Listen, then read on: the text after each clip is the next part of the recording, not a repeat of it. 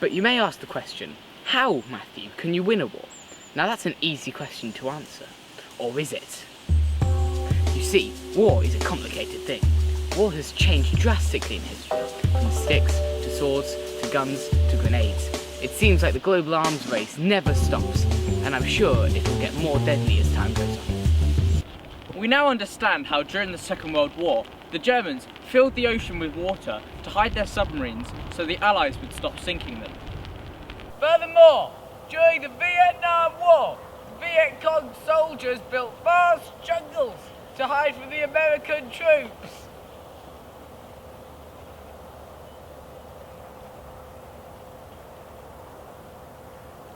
During wartime, the period usually uncovers some brilliant marksmen, such as Vasily the Great, who we have an interview with here today. So, where is he? I think we've lost him.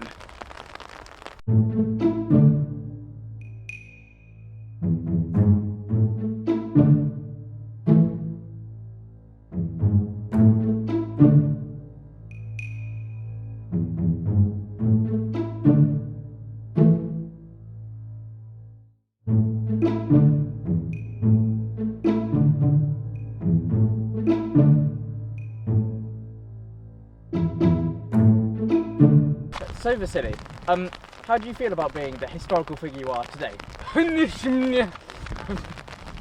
So, well, how do you feel on the impact that you've made on people's lives? Brilliant. Now finally, how would you like to be remembered in today's society? Brilliant, thank you. Vasily the Great, everyone. Some snipers, like Vasily the Great, were clever and used their surroundings to hide their position from enemy snipers. But others were stupid, and so they didn't use camouflage and instead were shot. Unfortunately, as time has gone on, warfare has become far more dangerous for humans to fight in.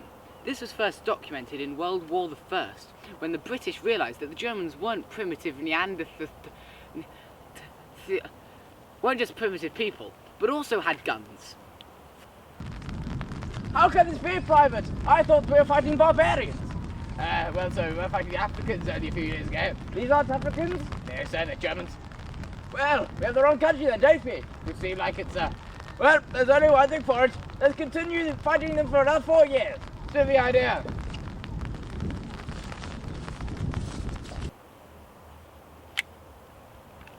Oh no! No, he's gonna go! Oh, no!